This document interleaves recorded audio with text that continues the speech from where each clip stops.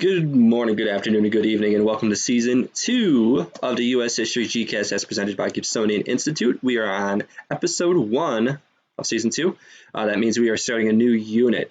Just a brief update. Welcome back from spring break. If you look over my shoulder here, you'll see that there's a unicorn back there. That is from my daughter's 5th birthday, so we are fresh off that celebration.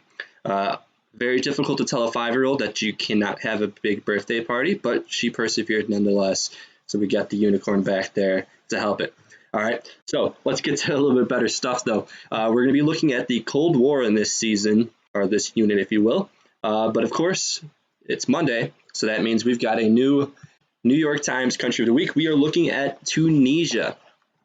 This, of course, just like our last one, is inspired by Mr. Gibson's current reading, which is The Fall of Carthage by Adrian Goldsworthy.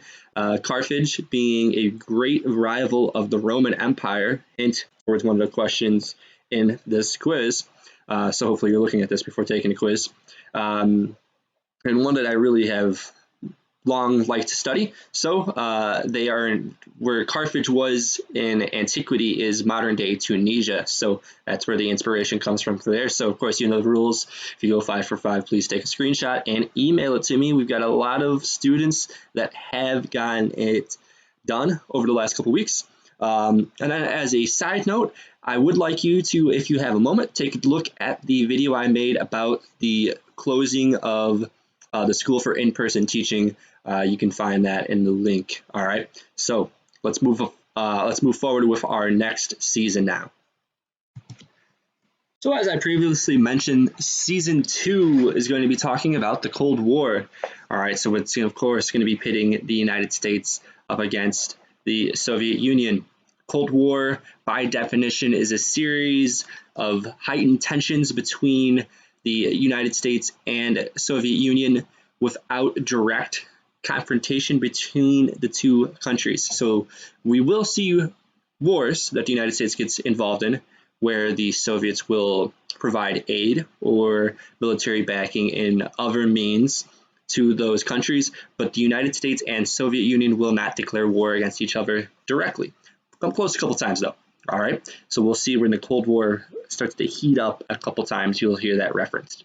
But first we need to establish the goals for both of these countries. The Americans have clear goals and the Soviets have clear goals and then after this we're going to get into the ideology after that. So American goals. First, the goal is to contain the spread of communism. Communism, we've identified as Americans in this point in history, begins in Russia. So we want to stop it from spreading outside of Russia, and that is the #1 priority. The second one, encourage democracy around the world, which is two-parted actually. So we have this idea that democracy is great. We want more people to have it. It'd be a much better world to live in if there was more democracy. But also, if democracy is spreading, it's keeping markets open. And what that means, by protecting open markets, it means that the United States can trade with these countries. If we can trade with these countries, our businesses in the United States can continue to sell to other countries, right? There's more markets to sell their things, and we continue to make more money. All right. The idea behind protecting the open markets is that we can hopefully avoid another Great Depression or something of that nature. So the idea is to spread democracy, and because democracy is being spread, it's going to keep these markets open that are friendly to trading with the United States. The more trading the United States does, the more money we'll make, and everyone will be happy. All right. Now, conversely, the Soviet goals.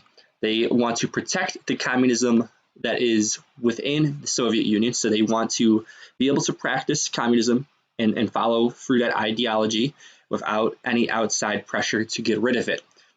So we're going to start to really see where the tensions start to rise here with that. So first and foremost, they want to be able to follow communism in the Soviet Union, They also want to strengthen the world system of communism by supporting communism in the world. So to explain this, the Soviet Union will deny that they are actively pushing other countries to become communist. However, communist revolution happens to break out in, say, Cuba or some of the Eastern European states or some Asian countries to the south of the Soviet Union, they may or may not lend a helping hand. All right, so they're not going to actively send spies into the United States to purposely make the United States become communist. What they're going to send those spies to do is to try to make capitalism unstable, and that's a whole separate thing. All right, but they're not actively trying to spread communism across the world as much as they're trying to strengthen communism as it's naturally spreading, if that makes any sense. All right, so the charge put against the Soviets is that they're looking to actively change the entire world and make it communist, and that originally may have been a foundational idea, but over time they're gonna back off that because they want to eventually, what I'm gonna say is that they're gonna become more friendly towards capitalism. But we'll get to that in a second.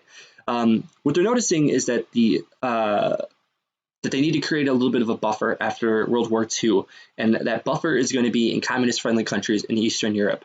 And I say communist-friendly because there's going to be what we know as spheres of influence. The United States has a sphere of influence where countries around us and that like to ally with us are going to be influenced by our decisions and by our practices and our policies.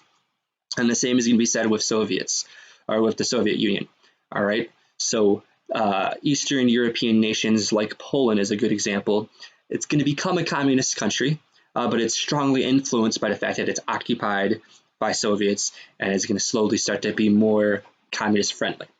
And then this last one is peaceful coexistence with capitalism after they've kind of established that they cannot really fight against the two of them. They want to just say, capitalism, you do your thing, just let us do our thing as well. We can kind of coexist. And this is going to be a goal that's going to take the place of spreading communism around the world and making this whole worldwide revolution. Now, one last thing to mention before you do actually go on to that parlay assignment is the idea of autarky. And this is the effort to become self-sufficient. And it's going to be mentioned in a video that you're going to see on there. And it's basically communist countries are going to be stating that they're afraid that the United States is going to intervene or pressure them economically. And what that means is that the United States might put sanctions, meaning, all right, everyone, we're not trading with this country anymore until they decide to be a little bit different. Similar to what's happening with North Korea currently. And because of this, they figure if they're going to get sanctioned by the United States or maybe some allies, they need to be able to be self-sufficient, or they need to be able to exist on their own without help from other nations. So you're going to see this brought up, and this is going to be an explanation for part of the push from spreading communism to the whole world to just kind of learning to coexist because they want to be able to be sufficient within their own right, but also still be able to kind of enact the practices of communism. All right, so now is the time. Go ahead, go back to Google Classroom. We'll go ahead, follow the directions posted in that parlay assignment, and of course, we'll go from there.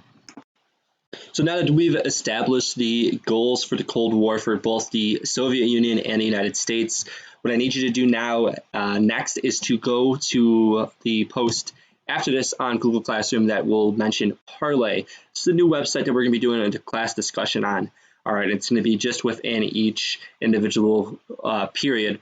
It's a little bit different than Google Classroom. So one, this is all entirely anonymous, so you won't know who you're responding to and whose ideas are being shared, because I think this might help us to be more willing to just share based on the content and not because of who we might be friends with or whatever. So it's going to be more for the sake of discussion. But make sure that you're, and then there's also content posted on there too. So you're going to see there's a brief video as well as some guiding questions. So make sure you're following those instructions as posted on Google Classroom. I'll reiterate them right now real quick. So you'll see the post, it'll say, please come join this parlay discussion. On that classroom post is the two questions I want you to answer based on the video. And then in the parlay, you're going to see two discussion questions based on a Ronald Reagan quote. And then there's a bit of information that I want you to have someplace that you're going to keep safe for notes talking about the ideas of the United States versus the Soviet Union, because it's going to be critical towards this whole season. All right. So what you're going to be doing, make sure you log in for Google and you follow the link, You'll be able to get set up. There's, like I said, there's the video, there's the questions, and then you'll be having that discussion on Parlay. Okay, so everything's to be done for that portion of the assignment on that website. If you have questions, we've got the new setup.